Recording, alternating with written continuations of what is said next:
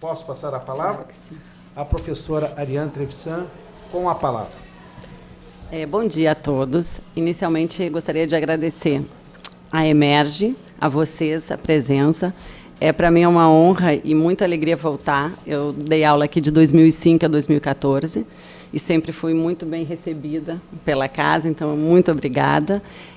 Queria agradecer especialmente ao desembargador José Munhoz Pinheiro, que sempre foi um grande amigo na época da atividade acadêmica. Nós dávamos aula na Estácio. E pelo convite, ao desembargador Álvaro Marim, ao doutor Talvani, ao doutor Luiz Sérgio também, que também foi meu companheiro na atividade acadêmica. Então, me sinto muito bem acolhida estando aqui com vocês. Obrigada. Bom, já partindo, perdão, que eu esqueci da Andressa e do Bruno, que estou conhecendo hoje e me dá muita alegria também. Obrigada por estar disponibilizando o tempo e compartilhar aqui comigo hoje o tema. Sem mais delongas, então, o tema Justiça Restaurativa e Mediação Penitenciária, no contexto do direito internacional contemporâneo. Pensei nesse título porque, antes de falar efetivamente da mediação penal, da justiça restaurativa, é importante contextualizar este tema, porque, obviamente, depende de cada lugar, de cada país, né? Acho que o nosso maior desafio no Brasil é como implementar esse tema diante da nossa realidade. Então, desde que eu saí do Brasil, eu pude observar o que a gente já na teoria sempre soube, que cada realidade política, cada país tem suas características. Mas o que dá para perceber que é um denominador comum em todos os países, não só da América Latina, que a gente poderia dizer de países subdesenvolvidos, mas inclusive na Europa, que são países e, enfim, ordenamentos de países mais desenvolvidos, que o grande problema é como combater a nova criminalidade moderna. Ou seja, como fazer frente aos novos crimes da sociedade pós-contemporânea. Paradoxalmente, a isso você tem uma erosão do direito penal clássico, né? Uma dificuldade de aplicar os sistemas jurídicos tradicionais a essa nova realidade. Então, nós temos uma sociedade hoje do medo, aonde você tem as pessoas querendo cada vez mais a segurança e a paz, e que se limpe, ou seja, que se exclua aqueles cidadãos ou aquelas pessoas consideradas indesejáveis, consideradas um risco para a sociedade. Só que, para isso, o que a gente observa, principalmente na América Latina, é o Estado atuando, muitas vezes, com instrumentos de exceção, ou seja, com instrumentos deslegitimando direitos e garantias individuais. Então, esse é o contexto em que nós temos atualmente. Isso não difere tanto lá fora, porque isso também se discute, obviamente, guardadas as devidas proporções. Então, o que se pensa, o que se começa a discutir é por que não ter um olhar por formas alternativas para tentar solucionar esses conflitos, para não fazer ou não tentar voltar num discurso de racismo, que muito eu trabalhei também na minha tese de doutorado sobre a biopolítica, né, de você excluir os cidadãos indesejáveis para dar a segurança. Então, a ideia da justiça restaurativa, ela é ser uma forma alternativa de solução do conflito. E uma justiça reparadora, ou seja, não mais baseado, ou seja, ler os sistemas penais ou reler os sistemas penais a partir de uma justiça reparadora. O que significa dizer isso? Ou seja, tanto a vítima, quanto o agressor, quanto a própria sociedade, entender que elas são vítimas também, elas são, no sentido que elas são consequências do delito. E, portanto, há uma necessidade de reparar todos esses esses agentes. Sherman, que é um doutrinador do Canadá, ele diz assim, que você trabalhar justiça reparadora, justiça restaurativa, significa você considerar tanto o infrator, quanto a vítima, quanto a própria sociedade, como vítimas do fato. E, portanto, quando você analisa a reparação, você repara, claro, que a vítima direta, mas também aquele sujeito que praticou, entendendo por que os motivos que ele praticou aquela ação e também as consequências que causam à sociedade. Buscar uma solução que comparta ou que compartilhe todas essas questões. A mediação, ela é uma espécie, né, um tipo de justiça restaurativa. Quando a gente fala em mediação, bom, aqui já existe, né, a mediação civil. Na Espanha, por exemplo, nós temos vários tipos de mediação.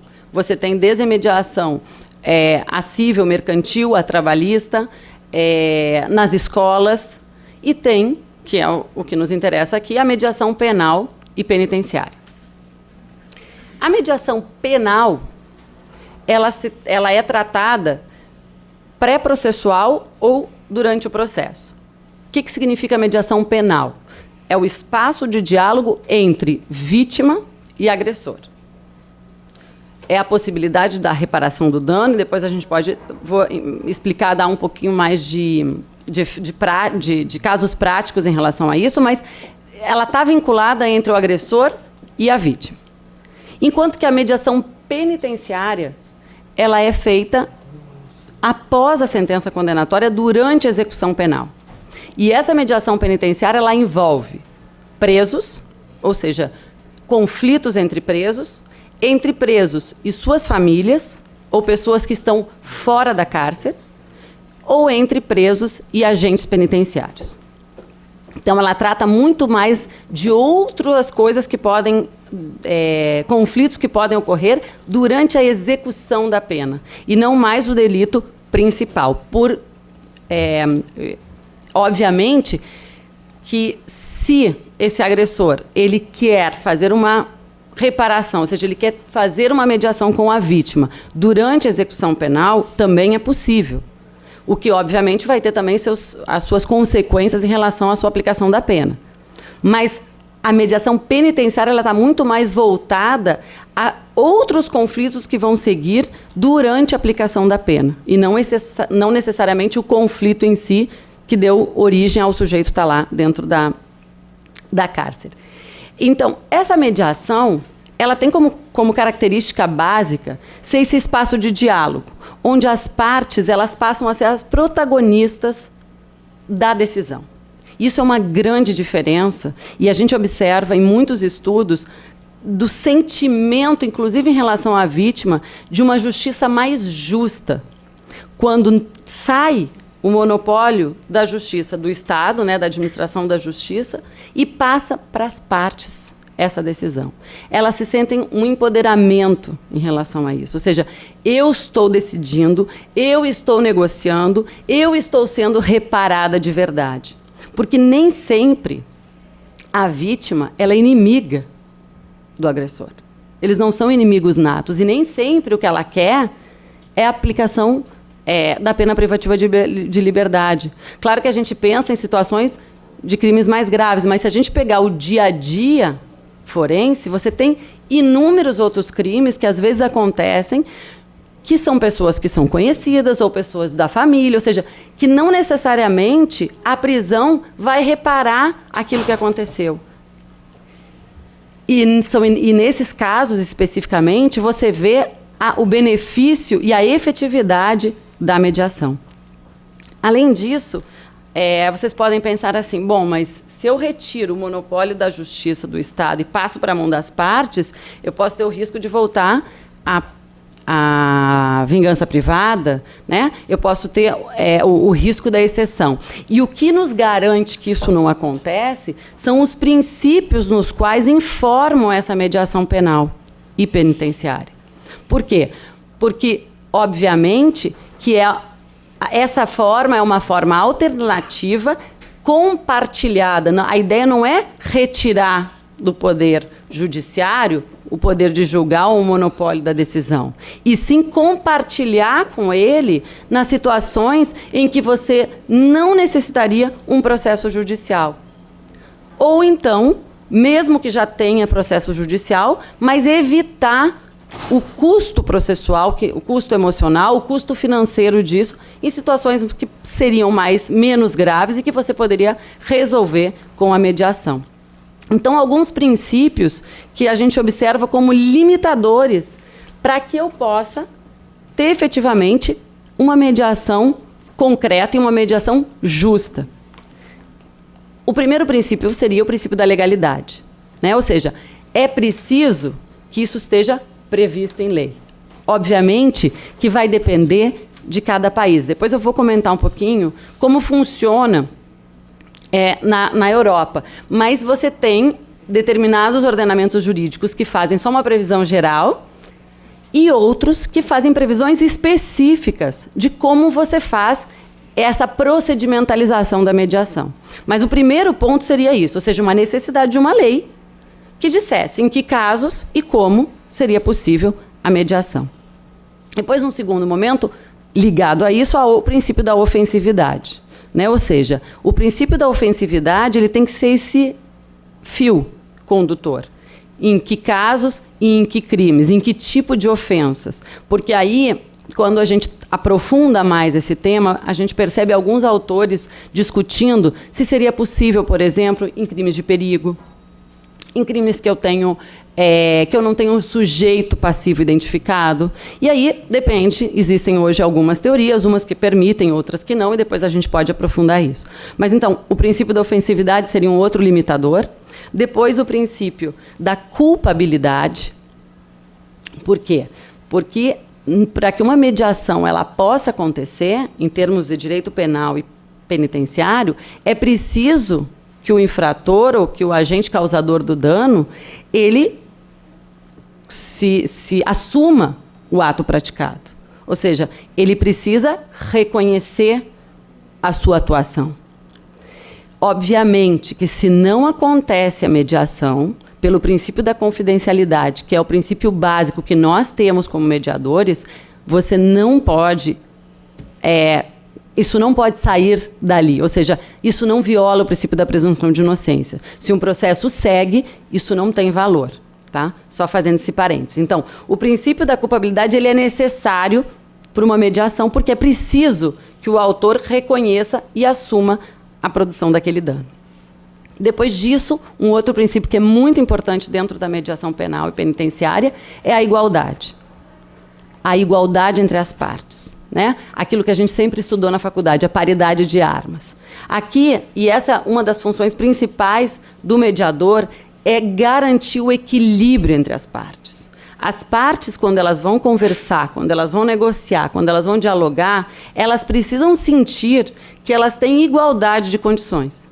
E que o mediador não pode estar ajudando uma ou outra, porque senão não tem mediação. Ou seja, é importante que elas sintam-se iguais e se sintam acolhidas de igual maneira e que tenham as duas os seus direitos preservados.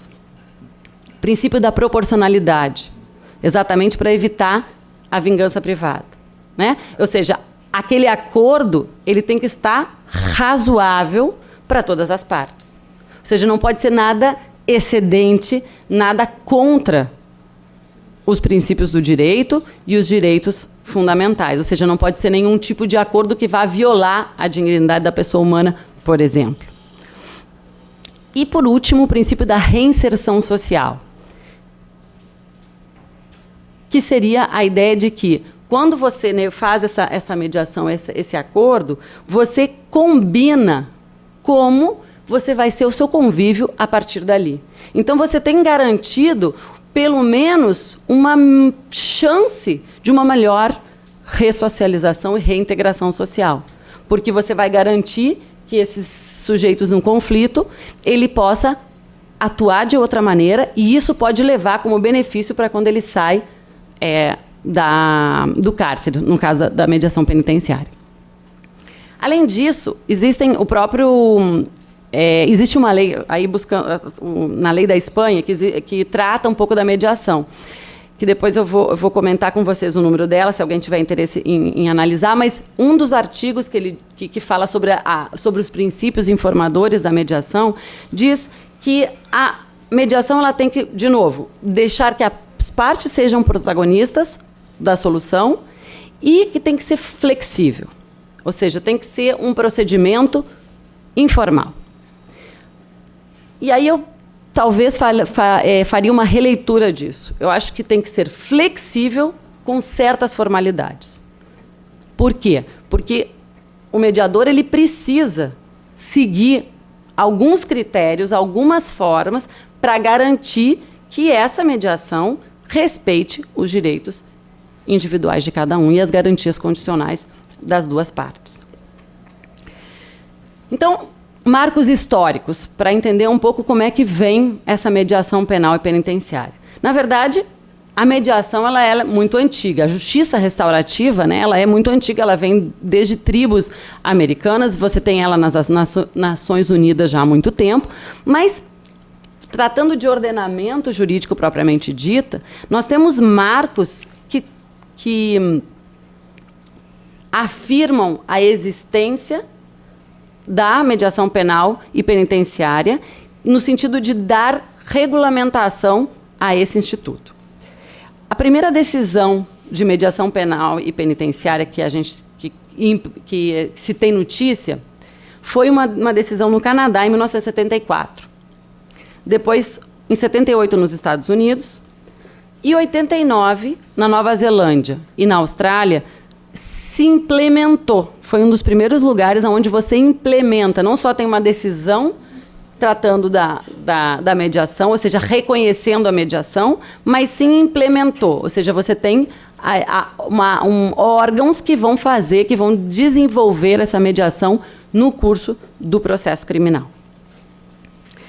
O Convênio Europeu, em 1950, foi a primeira manifestação dizendo que os estados deveriam levar em conta a reparação da vítima, a reparação do dano, enfim, mas não tratava especificamente de mediação, embora dessa maneira mais ampla e que muitos autores usam como fundamento para dizer que já teria mediação desde essa época, ou seja, previsão legal.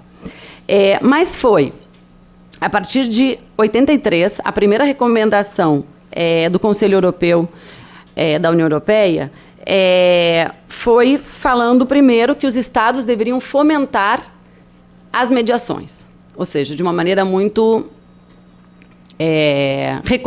como o próprio nome já diz, recomendação somente. Depois, em 85, outra recomendação foi que os estados membros ampliassem e criassem sistemas de mediação, aí já mais claramente falando em mediação penal e penitenciária. Depois, em 87, de novo, faz uma outra recomendação sobre uma legislação de assistência à vítima e a prevenção de vitimização. Lá eles chamam de vitimização, de evitar que a vítima volte a sofrer consequências ou outros crimes de acordo com aquele dano principal, com aquele caso típico principal que deu origem.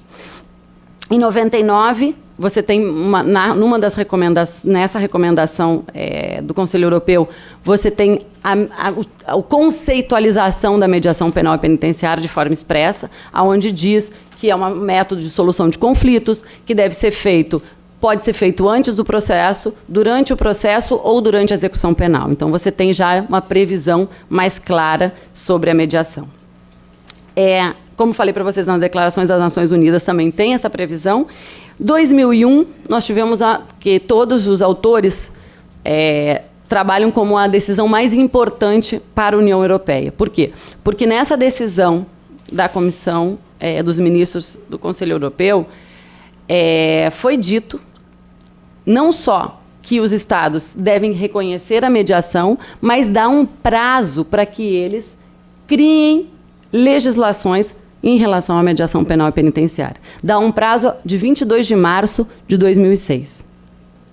Alguns Estados-membros respeitaram e criaram e já iniciaram esse procedimento de forma mais formalizada, com lei, a partir de 2006. A Espanha demorou. Ela só teve um projeto de lei iniciado em 2013 sobre a mediação penal e penitenciária. No entanto, já ocorria. Ou seja, como não tinha nada, muito pelo contrário, não há nada proibindo, você já via estados, que na verdade não são estados, desculpas, províncias, aplicando a mediação. Só que sem uma legislação específica.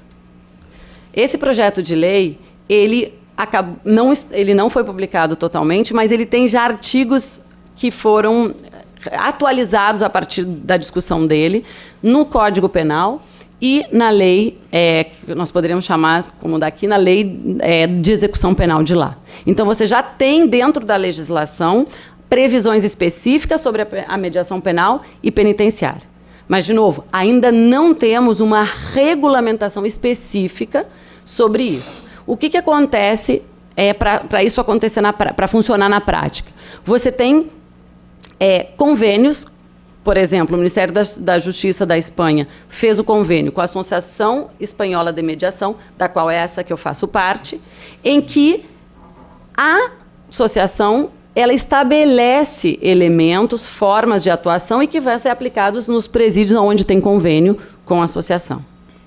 Algumas províncias, como a Catalunha, como o País Basco, Valência também, eles criaram, ou seja, o Poder Judiciário, juntamente com a associação, eles criaram recomendações e formas de atuação. Então, o que eu quero dizer com isso não é que não há, existe regulamentação, mas não existe numa lei nacional.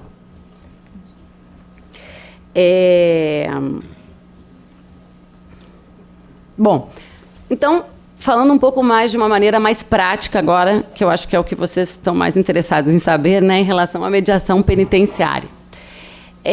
A mediação penitenciária, então, só para fechar, esse espaço de diálogo, essa forma de solução de conflito que vai acontecer durante a execução da pena. Que pode ser a resolução do conflito principal entre o autor do dano e a vítima, que originou o processo no qual ele está lá agora em cárcere, né, do qual ele foi sentenciado. Obviamente que existe previsão legal, se acontece esse acordo, de ter uma redução de pena, ou uma progressão de regime, ou até mesmo uma saída antecipada de livramento condicional. Mas aonde a gente vê o grande benefício da mediação penitenciária são os conflitos que podem surgir durante a estadia do preso naquele centro penitenciário. Então, a mediação penitenciária ela existe também entre internos. Na Espanha, eles proíbem que chamem os presos de presos. Proíbem não, mas eles pedem, quando foi feito o acordo entre a Associação Espanhola de Mediação com o Ministério da Justiça, eles fizeram uma recomendação que chamassem centros penitenciários e os presos de internos, e não de presos, para não ser pejorativo. Então, esses internos, conflito entre esses internos, conflito entre internos e pessoas, muitas vezes da sua família, que estão fora, e que ele não tem acesso, e que às vezes ele precisa resolver algum problema, e conflito entre o interno e o agente penitenciário ou os funcionários ali daquele lugar. Então, basicamente, são essas possibilidades da mediação penitenciária. Bom, a mediação ela pode ser feita, isso independente de ser penitenciária ou penal, direta ou indireta. O que significa isso? Direta é quando, desde o início, eu junto as partes e começo as fases que a gente já vai ver da mediação. E a indireta é quando eu falo primeiro com uma e depois com outra. Porque, às vezes, eu não consigo, né, o estado emocional está em tanta ebulição que eu não consigo juntá-las para negociar. Já aconteceu uma vez lá no centro penitenciário que eu trabalho, de a gente conseguir fazer por cartas. Um escrevia a carta para o outro, a gente levava, até que conseguiu resolver, e a gente se reuniu só na última fase, que foi na fase de assinatura do acordo. E todos os outros momentos foi através de cartas. Isso não é usual. mas é possível. E como eu falei para vocês, então a mediação ela pode se dar antes, durante ou no fim do processo. Então, para entender um pouco quais são os tipos de conflito e como é que é a característica dessa mediação, é muito importante a gente entender o lugar que a gente está trabalhando, né? Ou seja, como é que funciona, né? A gente tem que pensar nas características das prisões, nas características dos centros penitenciários, e elas são comuns. Obviamente que, se a gente olhar uma cárcere aqui no Brasil com a da Espanha, principalmente, depois eu conto para vocês um pouco do lugar onde eu trabalho, que não tem nada a ver com uma cárcere, com uma prisão brasileira, mas elas têm um problema que ela é igual a todas, guardadas suas devidas proporções. Mas você tem uma estrutura, pessoas e relações. Nessa estrutura, a gente está falando de quê? De um lugar de encarceramento, de um lugar fechado, de um lugar onde as pessoas elas têm regradas as suas necessidades básicas. Ou seja, existe uma necessidade de domesticação, não sei se está certa essa palavra em português, mas de domesticar o sujeito, de despersonalizar aquele sujeito para poder que ele se enquadre dentro daquela realidade. Então, essa estrutura onde esse sujeito ele está, ela é uma estrutura que não é uma estrutura acolhedora, né? Ou seja, é um lugar que não é um lugar bom de estar. Então, a gente tem que partir desse pressuposto para poder entender os conflitos. Depois disso, nós temos as pessoas que estão ali dentro, que, em geral, nós estamos falando de pessoas de uma camada social da sociedade que é mais marginalizada. Também tem as suas exceções, mas a grande maioria é marginalizada, é excluída, tem problemas de adicções, tem problemas com as suas famílias. Então, você tem uma junção de pessoas ali com dificuldades e com questões que vão além daquilo que ela praticou, que são problemas ou seja, psíquicos, sociais, emocionais ou até mesmo físico, que são adjacentes à situação principal da qual ela está ali. E as relações? Quais são as relações que a gente tem dentro de um cárcere, né, de um centro penitenciário? São as relações entre os internos, que são relações de poder, né? Em qualquer lugar tem isso, aquele que tem mais... que domina determinados presos ou que tem mais influência dentro do centro penitenciário, e tem as relações com os agentes penitenciários, que também é uma relação de poder. Uma relação de poder, de desconfiança, né? Muitas vezes de desrespeito àquele sujeito que está lá por parte do agente. Então, não é um lugar... fácil de se estar. Qualquer faísca vira um incêndio ali. Então, é importante entender esta realidade quando se vai falar com o preso. Porque, e agora explicando um pouquinho como é que funciona o mediador num centro penitenciário. Então, nós vamos lá uma vez por semana. Por quê? Porque é importante que o preso veja você. Ele precisa... Para que você consiga a mediação, você precisa que ele tenha confiança, que ele te conheça. Obviamente que você não vai sair conversando com cada um deles, mas a gente tem acesso a todos os módulos. Esse centro penitenciário chamado Soto del Real é o Madrid 5, é um presídio que é considerado, não modelo, mas ele é considerado muito bom. Por quê? Porque ele tem uma série... Bom, primeiro que são 2 pessoas por cela, com seus banheiros privados. Eles têm que, quando eu fui a primeira vez, eu fiquei muito impressionada, porque havia quadra de tênis, havia ginástica, um ginásio para jogar coberto, para fazer ginástica.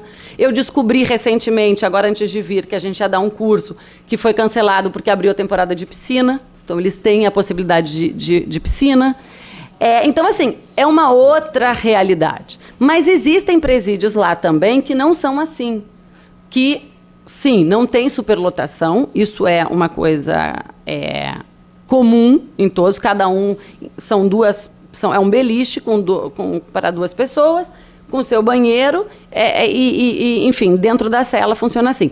Mas não tem todas essas regalias, ou seja, você tem um lugar adequado para estar, você tem a possibilidade de cursos, você tem a possibilidade de estudar, de trabalhar, mas não tem todas essas regalias que tem esse aonde eu trabalho. Bom, mas quando você vai lá, você anda pelos módulos, porque eles são divididos em módulos, né? De acordo, isso é uma questão interessante também, fazendo um parêntese, diferente do sistema nosso, o sujeito, quando ele é condenado, ele é encaminhado, ele pode escolher qual é o cárcere, se tem vaga, se está sobrando, ele pode escolher para onde ele quer ir, em geral ele é encaminhado para onde é perto da sua casa, só que a junta de tratamento, que são os profissionais habilitados, educadores sociais, psicólogos, advogados, ou seja, pessoas que fazem parte da junta disciplinar, elas analisam as características daquele sujeito, as características daquele crime e definem o grau, o regime que ele vai ficar. Se é de isolamento, se é um regime que eles chamam ordinário, que aí são, como seria o nosso, de preso... regime fechado e regime semiaberto, ou se vai para uma outra instituição que seria o regime aberto. Né? O semiaberto ele sai, mas volta a dormir ali. Então, é analisado aonde vai esse sujeito. E aí, de 6 em 6 meses, se analisa se ele fica nesse regime ou se ele vai para outro. E também se ele muda desses módulos, porque os módulos não estão diferentes aqui. Todos esses no pavilhão aqui é o crime contra a vida. Não, é de acordo com as características daquele sujeito, sim, do crime, mas de como é que ele vai estar junto com os outros, para evitar mais conflitos. Então, a gente, quando vai lá, a gente vai a esses módulos. E tem 2 coisas que o mediador pode fazer. Primeiro, você pode dar talheres, que eles chamam, que são como se fossem cursos, de que a gente chama mais de conversas restaurativas. De conversar, de falar como você deve solucionar um conflito, de técnicas de solução. Então, você fala um pouco, de uma maneira muito superficial, sobre o que é a mediação, mas ensina, conversa, ou seja, mais quase que uma terapia grupal. E as mediações, propriamente dita. Essas mediações, no fim, eu fiquei falando, esqueci de mostrar, mas seria assim. Então, esse regime ordinário, que são os apenados que eles chamam em 2º grado, presos que ainda não estão classificados, que ficam no módulo à parte, e os detenidos, que são os que são presos provisoriamente. Então, isso você tem nesses módulos, e analisado cada um deles, como eu tinha dito, em relação a onde ele vai ficar, onde ele vai ser inserido. Aí, aqui, quando você tem, então, já definido, você vai lá no centro penitenciário e você conversa, você vai, pergunta se está tudo bem, se alguém tem alguma coisa para mediar, enfim, você anda por ali para que ele te veja. Mas a atuação oficial, então, são nesses talheres, ou seja, são nesses cursos, e nas mediações, quando alguém diz que quer mediar. E como é que a gente chama esse mediador? Como é que a gente faz essa mediação? Através de 3 formas, que é o listado de incompatibilidades, quando tem um expediente sancionador aberto, e a instância que seria a pedido dos internos.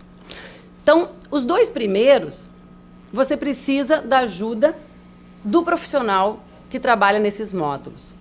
Ou seja, você precisa da ajuda do psicólogo, do educador social. Porque esse listado ele é feito junto, nessas reuniões que eu comentei com vocês, que acontecem uma vez por mês, nas juntas de tratamento, cada profissional, você tem um psicólogo, por exemplo, que cuida do módulo 1 e do módulo 2.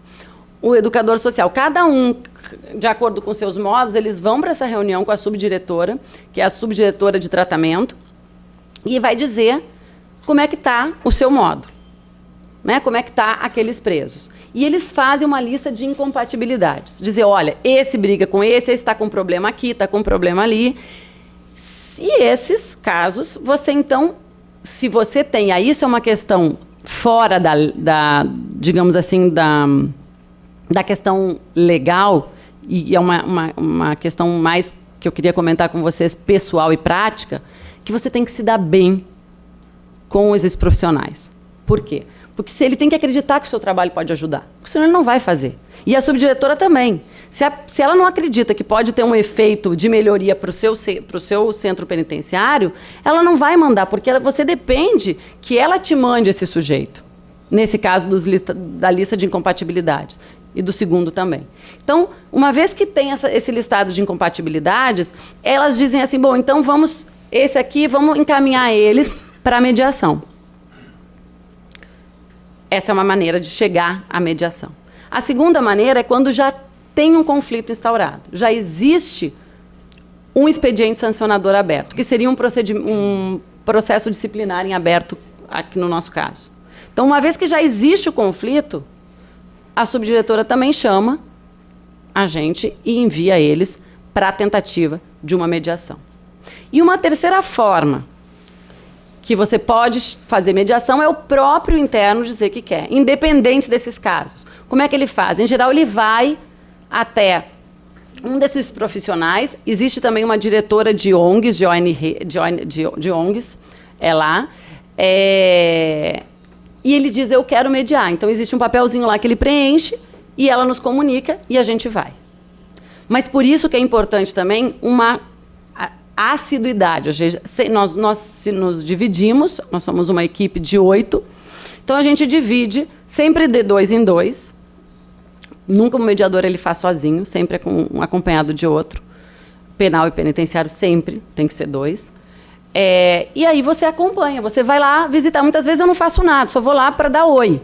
Mas eu vou lá e converso com a psicóloga, eu converso com o educador social, eu ando por lá, eu falo com a diretora. Ou seja, porque a gente tem que estar ali para ver se vai acontecer, para eles sentirem que o nosso trabalho é sério. Ou seja, para eles sentirem a confiança de chamar a gente. Então, isso é muito importante, essa presença do mediador, mesmo que não haja, muitas vezes, a mediação. Então, uma vez que essas são as formas de você chegar na mediação. Então, como eu disse para vocês, tanto os 2 primeiros, eu dependo dos profissionais, enquanto que o próprio mediador pode ir. Mas, independente de como chegou para mim a mediação, o pedido, né, a solicitação para mediação, as fases elas começam com a fase de acolhida. O que é a primeira fase? É quando você recebe esse material, seja pela lista de incompatibilidades, por um procedimento já instaurado, ou porque o interno veio, mas você recebe esse pedido. E aí a primeira coisa são as entrevistas. Como nós estamos dentro deste meio, que é um meio mais difícil, como a gente já comentou, a gente faz isso em separado. Então, primeiro fala com aquele que pediu, entende quem ele é, isso é muito importante. Ou seja, a gente aprende a fazer perguntas abertas sempre. Entender quem é esse sujeito, como é que é a família dele, por que ele está ali, e depois, sim, o que aconteceu, na sua visão. Explica para ele. Por isso a gente chama sessão informativa dentro dessa fase de acolhida. Na mediação penal, quando alguém pede, você já chama as partes, pode também ser separadamente, como indireto, né? Mas a primeira coisa é a sessão informativa, que você informa de uma maneira muito rápida, mas tem que informar, e é uma regra que você, pelo menos a regra dentro das nossas recomendações, é que você coloque, de uma forma resumida, os princípios da mediação, ou seja, o conceito, os princípios, aqueles que a gente comentou, e fale principalmente da confidencialidade.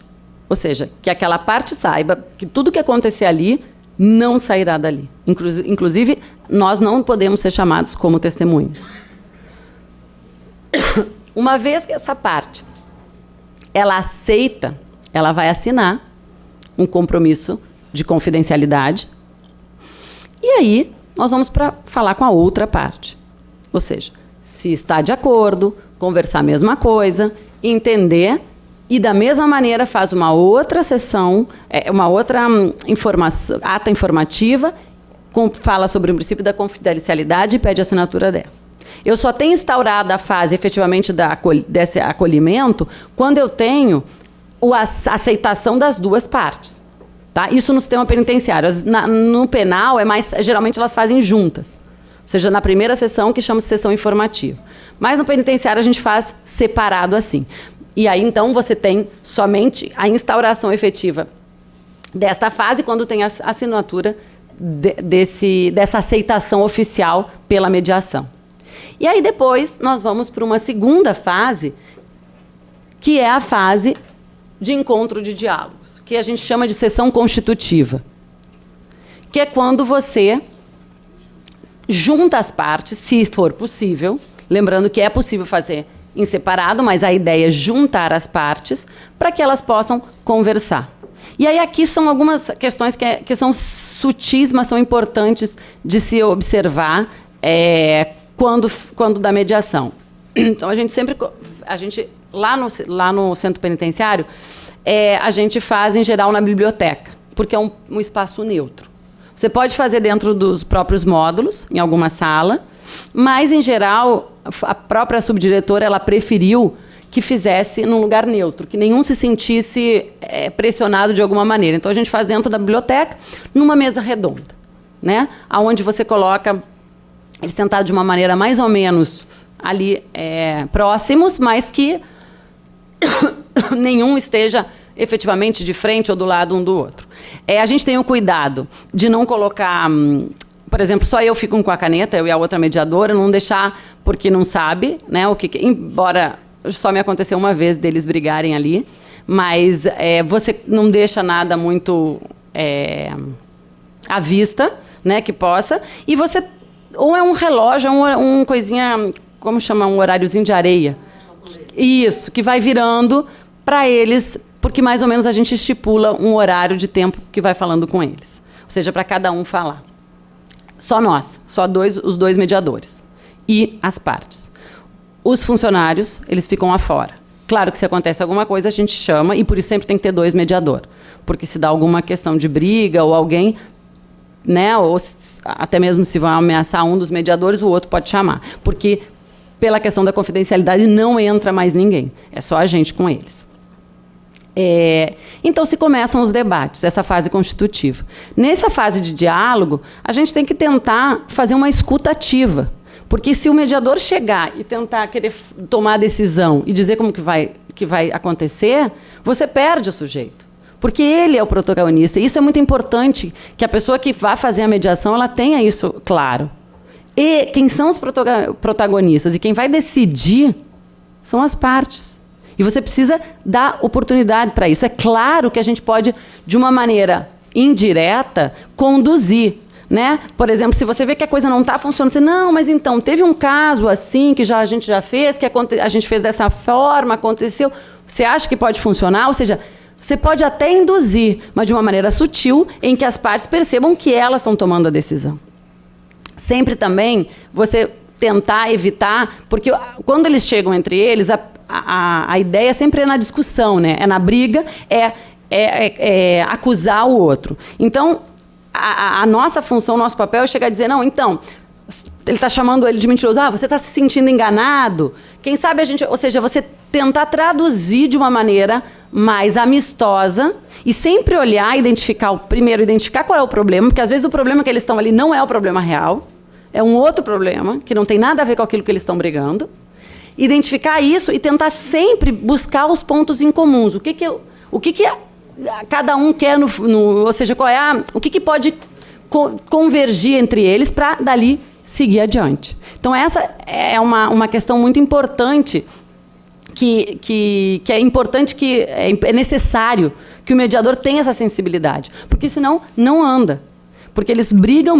Se você não conseguir dar uma pausa, resume um pouco, só para ver se eu estou entendendo, aí resume de uma maneira positiva e vai seguindo em frente, sempre pensando no futuro. Uma vez que eles chegaram ao acordo, a gente vai para a última fase, que é a fase da ata de acordos. Essa fase de acordo, na verdade, a gente vai colocar no papel o que foi discutido e o que foi acordado.